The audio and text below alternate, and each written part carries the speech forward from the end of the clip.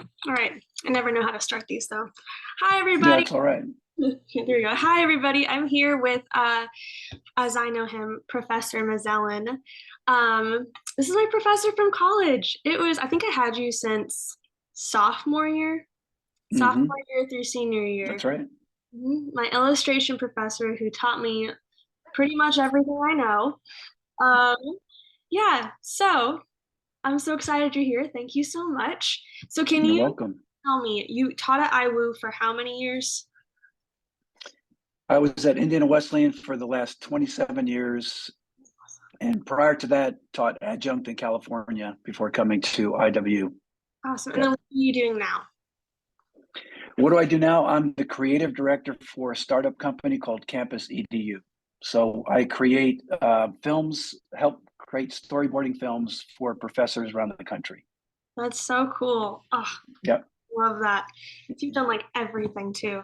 Okay, so then themes in your work. I actually show your work to my students a lot of the time to just like to show them different types of styles and Mm-hmm.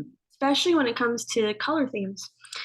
So can you describe to our viewers here, whoever is watching, I don't know what our crowd is, what are some themes in your work? What do you like to draw? What do you like to illustrate?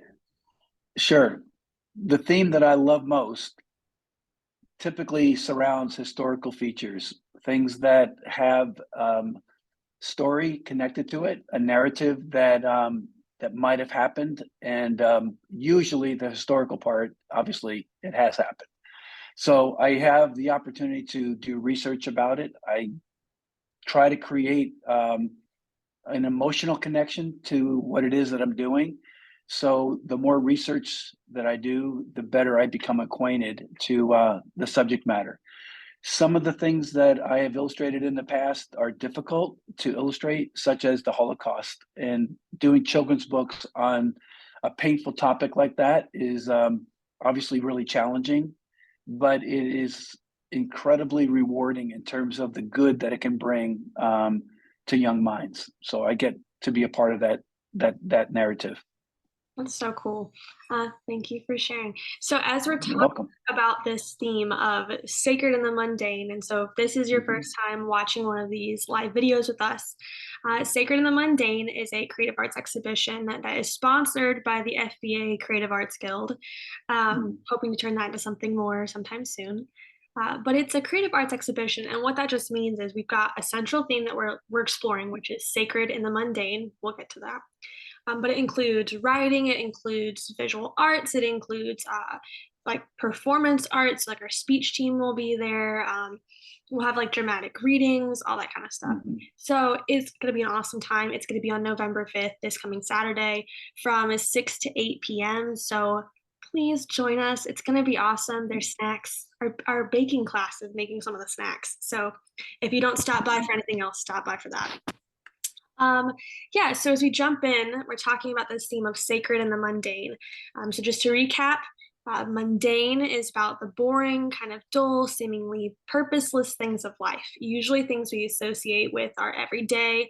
One of the things I talked about in the video with Nataya was that I don't like doing the dishes or the laundry. I have a hard time being content doing those things. Usually it's manual labor of some kind. I like grading, but sometimes it can be tasking, right? Things like that. So then we talk about the sacred, right? So how do we incorporate, how do we add purpose, dedicate things for worship like this back Mhm. into our lives? And then on top of that, we're also talking at the event about the significance of the creative arts and why it is so important in student lives and adult lives, what it offers to people. And so we're going to talk about kind of both of those things a little bit. Let's start with the creative arts, though. So, Prof. Mazellan, when we are talking about, being an artist, I think sometimes people think they have to have this appearance of like a beautiful art studio and like a beret and like, or Mhm. just like this really artsy style. But is that really what's integral to the life of an artist, or is there something more? Like, how do I become an artist? What makes an artist? In your Mhm. That's a great question. When people look at or you hear the term artist, Mhm. they have a reference, and that's called an automatic response. So whatever their reference is about what an artist is, they think that's what an artist actually does because of their experience with an artist or what they see, whether it's on Instagram or they see what other people are creating. And so, what we tend to do is that we already create outcomes for our lives about how your label is going to work out. And so, there's a couple things behind your question that I'll try to bring up that might give at least a better answer in the way that I think about it. There's got to be obviously a drive to be creative. That's something that God has put into a human being. There is a drive that that just wants to see something produced, and not necessarily out of nothing, but there is a drive to be creative in so many different ways. And so when you use the word artist, people immediately think about painting and drawing, and those things are true, but artists are all over the place and doing everything. So whether it's like for you set design, whether it's writing, whether it's creating art for children's books, whatever that might be. But the integral part of being an artist, there is a drive to be creative. What stops most people is outcomes. They look at outcomes to decide whether they're an artist or not. And as we discussed in class many times, is that nobody really knows your potential. Your mom and dad don't know your potential. Your teachers don't know it. Your peers don't know it. And but we gauge our potential based on comments that people make about our work. If they like our work, it might make us energized about doing more work, or it might stop us because someone says something painful to you on social media, someone says something painful to you in passing, and those words become imprinted on our heads and play a role about how we're going to deal with the future. So if someone told you that you respect, you'll never make a living at art, you'll never go there, especially if it's during an impressionable time of your life. Mhm. And so I had an art teacher in high school who basically I struggled between going to college to play sports or going to art school. And she said that art is forever, sports is temporary. Mhm. Now, That's it good. helped me to frame in my mind that she was thinking way in the future for me. She was not thinking about playing college football for 4 years and ending. She was thinking so far ahead. She was thinking 10, 15, 25 years, knowing that life and art would be ongoing. And so I really took to that comment and it made a deep impression. And obviously, for me, high school was a really long time ago, but that memory was a moment that I'll never forget. And that's how powerful those words can be. So when someone talks about being an artist, I look at that as not a very temporary thing. I think of that as something that's ongoing and it always reshapes and reforms itself. It doesn't mean that if you're good at drawing that that's all you're ever going to do. That doesn't, and it's possible that that's true, but your art takes many different forms and you're still an artist. The other thing is just because you're not paid for it doesn't mean that you're not an artist. Mhm. People have this idea that in order for you to be known as an artist, you have to get money. And that's not true either. And there's a lot of misconceptions about creativity and art. And if you make a living at it, then it's validated. And that's not true either. Yeah. Thank you. Does that help a little bit? Yeah, it does a lot. Okay. Okay. Because as you're saying that, I'm automatically flashing back to the conversation I just had with Nataya about this whole idea of like allowing things in life to like keep you down from what could be tugging at you for something more. So like in that case, Mm-hmm. sports aren't in and of itself a bad thing, right? Um, No. but Mm-hmm. like I love that the fact that like art lasts forever. Like do something with your life that is going to be purposeful for years to come. And then on top of that, talking about how like it's constantly reshaping itself. It's just Sure. there's so much like there's just so much spiritual depth that that can have even just in Mm-hmm. that of just like how Right. we as people are constantly reshaping and growing, hopefully growing, right? Sometimes taking a few steps back or just growing in a Yeah. different direction. Right. And so that's cool because I've definitely noticed that in my own life. Like post college is this whole idea of, great, now I've got an art degree and now I'm working at Target. And Hmm. it's like this whole idea of like I wanted to feel like failure in some format. And I kept thinking back to what you said and other professors said and alumni had said, and it's just this idea of I create, and that's what makes me an artist. And it's Hmm. there's value in just doing something that I love because I love it. And so I remember reading a verse when I was really struggling before I had gotten hired at FBA and the church. I was struggling to feel like accomplished where I was working at the time. And I remember that there was some verse I read, and I could not tell you where it is. It's either somewhere in the Gospels, I'm pretty sure. And it was like Jesus basically saying, like, even if you give them a cup of water, he's like, it's like this idea of like serving the least of these kind of. And I just remember Hmm. thinking to myself, like, oh my gosh, even the smallest thing of like handing a coworker a cup of water on their break or giving somebody like the coffee that I was making at Starbucks inside Target, Hmm. things like that. There was value in that because I was doing something that I was created to do, which was to work Right. and to dedicate it for something more, to be in a relationship with others. And so had Hmm. I let, these comments of like you can't, I remember getting comments in high school when I said I was going to pursue art, people saying like that, oh, but what's your backup career? And I was like, Right. and I'd have Yep. like my Yep. grandma or someone say, you don't need a plan B to God's plan A. That's what she'd always say. Hmm. And I'd be like, ooh, Yep. that's That's convicting. right. So like, Yeah. so, oh, Yep. go ahead. No, there's just going to be more people talking you out of doing what God's called you to do than talking you into it. Yeah, and we see that. I mean, there's tons of moments of that in like scripture too, where like people are trying to talk Hmm. themselves out of it. Like I think back to like Moses, where God is like, "Yep, I want you," and he's like, "Me?" He's like, "I can't." He's like, "I can't even Hmm. speak well," and like I felt that Hmm. way going into teaching. Like I can't even speak clearly sometimes. Hmm. I talk too fast sometimes. I know that, Hmm. and then it's like, nope, you. I'm telling you, it's like it's not about what you've done. It's about what I'm doing through you. I just need an Hmm. empty vessel, and I'm choosing you. And so I Yeah. think it's kind of a cool thing, even with like the creative arts, right? Is just making yourself Hmm. available to um, creating, just That's right. learn things. So Hmm. would you say then that if somebody was to say like, I feel like I can't create unless I've got like a purpose for it, like if they feel like there's Sure. value in creating just for creating, what might you say to them? Hmm.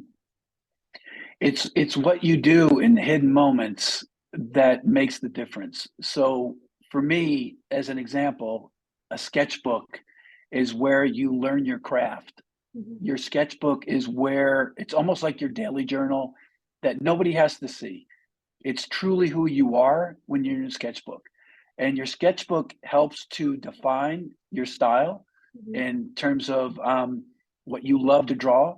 And your sketchbook is not produced so that you can show it to everybody Mhm. because it is this journey of your life that very few people should see because it allows you to be most vulnerable in that sketchbook. It allows you to be truly you, where you don't have to feel like you're making mistakes or missteps.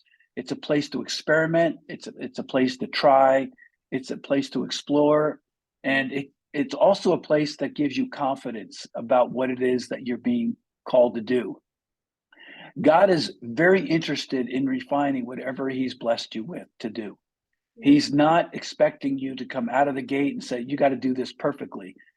Every drawing that I've ever created is filled with mistakes. It doesn't, to some people, it doesn't have appearance to that.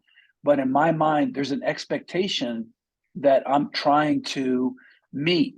And rarely do you meet it, and you have to let it go. You have to be able to say that this job is ready to be shipped, and I'm going to ship it. But it's really when things um, are not happening that they're happening the most, and that's in the sketchbook. And so there's this passage in the book of James. It says about Elijah, and it says Elijah was a human being just like we are. Because we start to put people up so high in their pedestals, artists that we love, and we just think that they're from another planet. Mhm. But Elijah had prayed that it wouldn't rain, and it didn't rain. But then it says later on, and he prayed again, and then it rained. And then it says, and the crops came up. What's interesting about that story is that we think that he only prayed twice. There's 3.5 years where something is happening, and he is praying. Mhm. People have this idea that he only prayed 2 times. The other thing that's happening that rarely do people talk about is that there were some farmers who put seed into dust Mhm. when there was no hope of rain, and they planted seeds, because when the rains came, the crops came up. If there was no seed in the ground, there's not going to be any crops. And it's the same thing about a sketchbook. It's a place where seeds are planted, even if you don't see an outcome, a job, or an opportunity. But if you don't put the seeds in the ground, if you don't put drawings in the book, there's really no chance Mhm. that anything good's going to come out of that sketchbook. Mhm. Does that make sense? Yeah. Oh, that makes perfect sense. Um, my students don't like me for this, but a lot of times I'll hear, "Can I start over?" No, no. Yeah.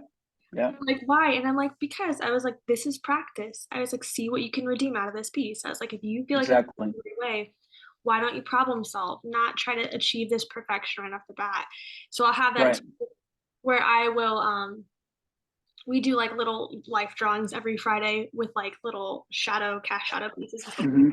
and I'll give them Yeah. charcoal, and then I'll like be like, or charcoal, and then for some other drawings, I make them use like pen or color pencil, and I don't let them use erasers. Hmm.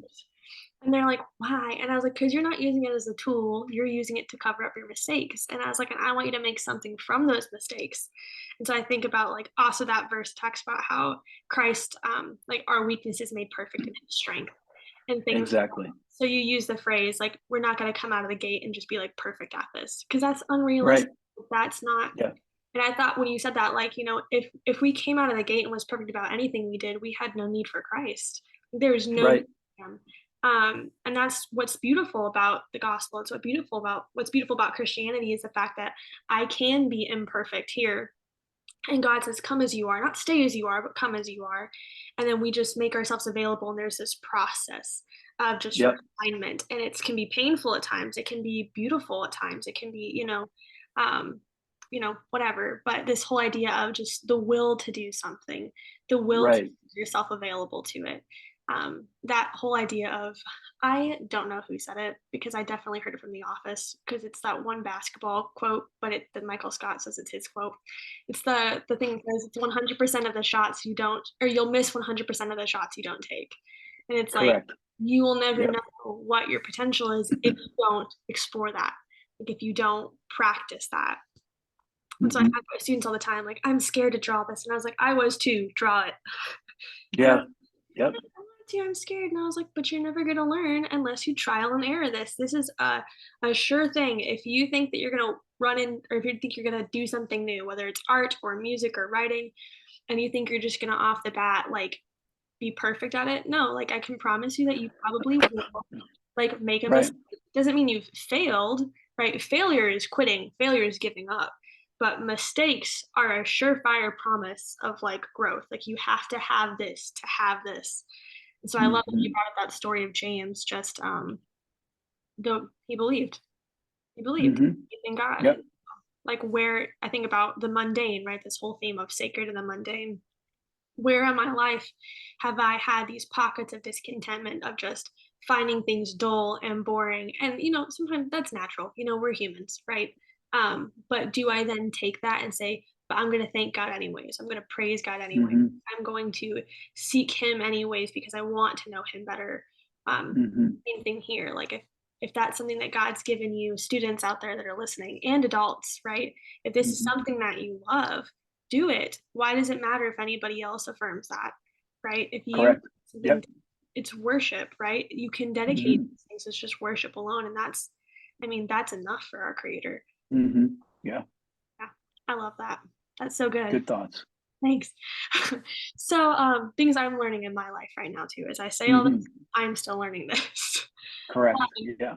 so then what would you say really to somebody, some student, or because this is aimed for students, right? But it's open for the whole community, this event. Hmm. What would you say to somebody who wants to try this, but they are like kind of stuck in this area of fear of not being great enough or being rejected or being critiqued or things like that. Just with its art, theater, music, writing, whatever it is, even a different task doesn't even have to be artsy, guys. It could be, Hmm.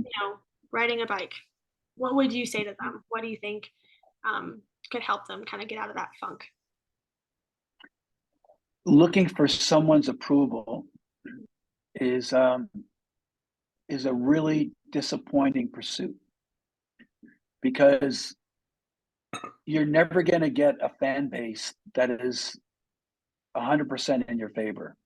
And when you think about the favor of God, there's a whole different story between the favor of human beings because the favor of human beings is fickle.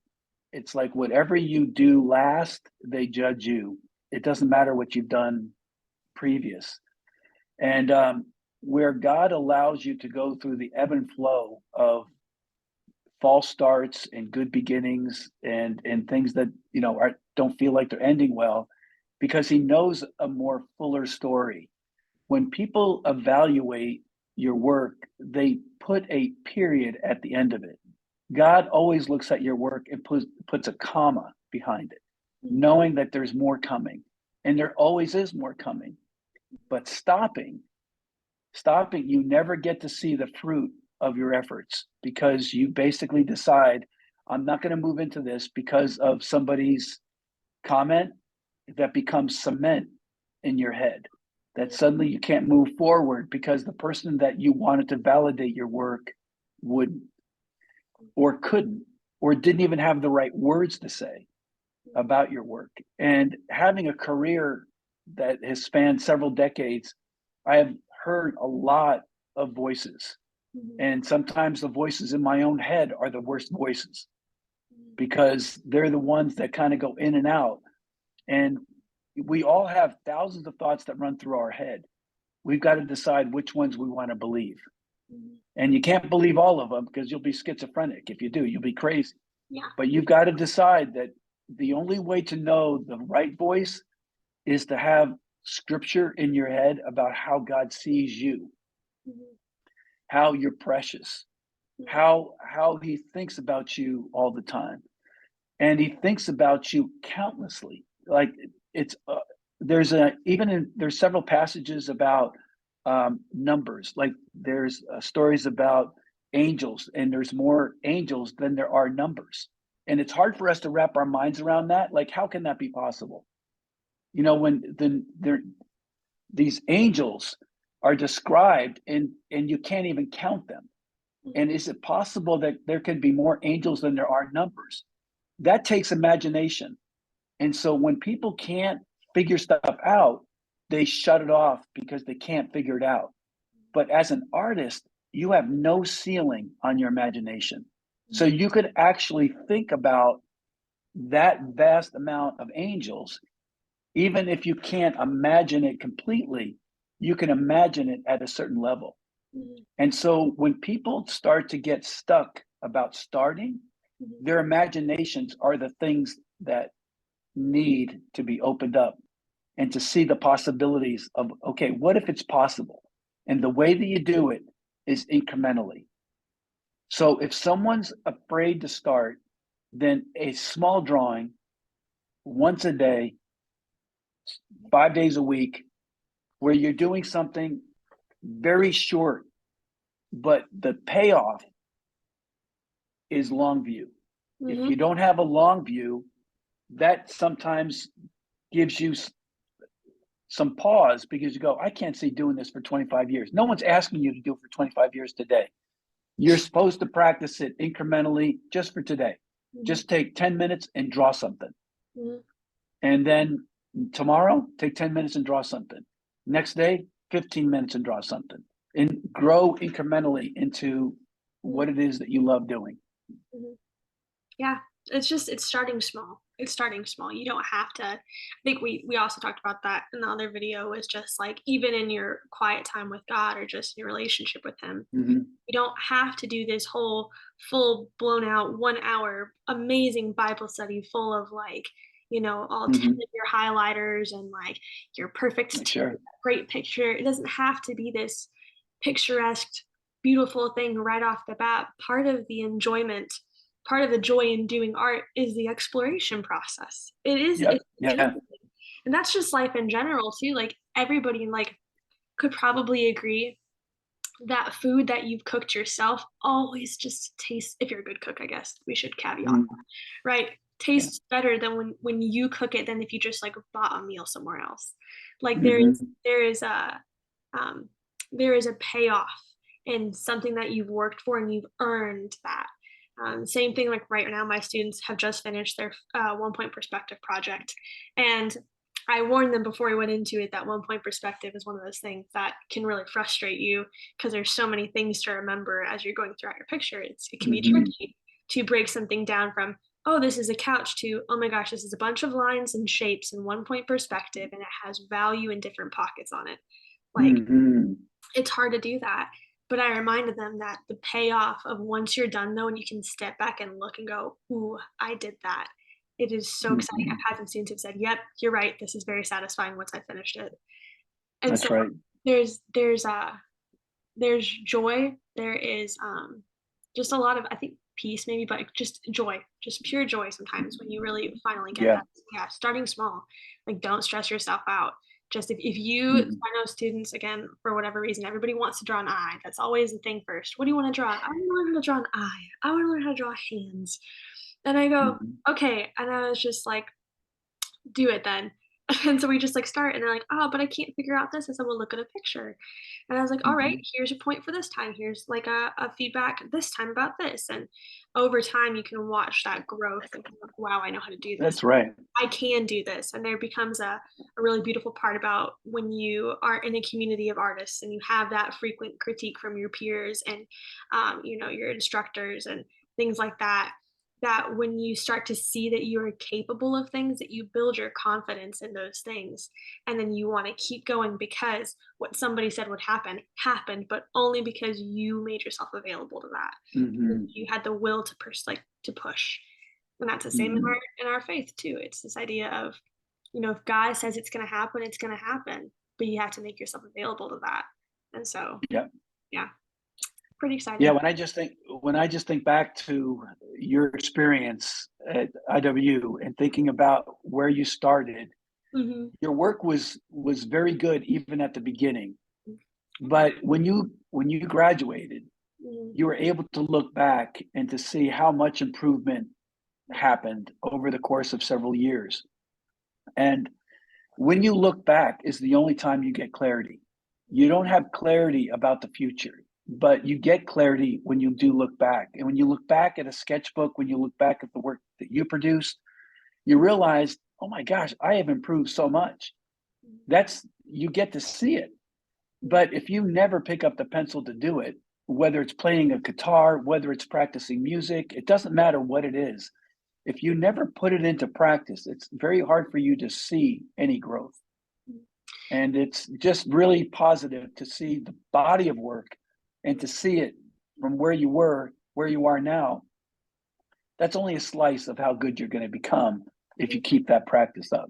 Yeah, I remember too, like going into IWU, I was nervous to pursue art because our art department at our school wasn't really super developed. Like we had like an art class kind of. And I almost didn't even pursue art because I'd had so many people say, well, what's your backup plan? Do you have a plan? Like, oh, you're pursuing art? Like, that's not going to pay a lot. Like, I had those voices frequently um, just from people that I was in my community that was hard for me. And so when I went into IWU, my perspective was I'm going to prove them wrong, which was Mhm. also a wrong perspective walking into that. Sure. I remember that that was a perspective of needing to prove people that I was capable, that I was still doing it for not even man's Mhm. affirmation, but to, um, just to in general to spite them, which was still wrong. My art was still like I would panic. I'd panic at people. Right. Oh my Mhm. gosh, my class is gonna hate this. It's so bad. It's so horrible.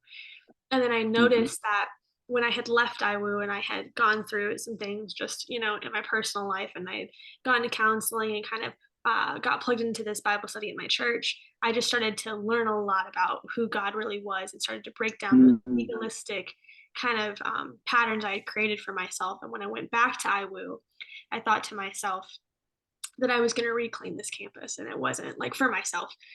This whole idea of not proving people Mhm. wrong, proving to myself that we can push through hard things together. With Exactly. and then I noticed that because of that, my art made a huge jump in the Mhm. in the like just how it looked, just the stableness of it, And I had started actually like hearing and listening and taking critique and not being defensive when I'd hear it. At least not Mm. as much, maybe sometimes. But Yeah, it was kind of cool to see how that worked. Yep. So that's good. So everybody good. out there do art. Do it. It's fun. But yeah. Okay. Well, I think we're almost out of time. We've got like a few minutes left before this kicks us out. So, Sure. any last minute thoughts before we say goodbye to everybody? Yeah, sure. I have one last thought. Mhm, And the one quality about anything that you're pursuing mhm, is the quality of resilience, that you have to be able to decide that I'm going to try this and I'm going to stick with it even when it feels like it's not moving as fast as I want, or I'm not getting where I think I should be going. Because God has an imagination that's larger than yours. But when you think about the benediction prayer in Ephesians, it says, "Now to him who is able to do far more than we could ever ask, think, or imagine." mhm, And when you're stepping into art, you realize that the boundary of imagination in God's hands is without limits. mhm, And it's a pretty courageous step that you have to make to believe that. mhm. So resilience is the key to pursue that. Yep, it is. Resilience. I think that's key to a lot of things. My goodness. Yeah. Awesome. Well, thank you so much for your time. Thank you. I really You're appreciate welcome. it. If anybody has any questions about this not it's not a podcast, the video, live stream, Mhm. email me. I'd be happy to help. If anybody's looking out there and they want to start, but they need maybe somebody to help them like know where to start, please reach out and I'd be happy to help you all with that. But yeah, okay, I'm gonna go ahead and stop this. Thanks All everybody. right.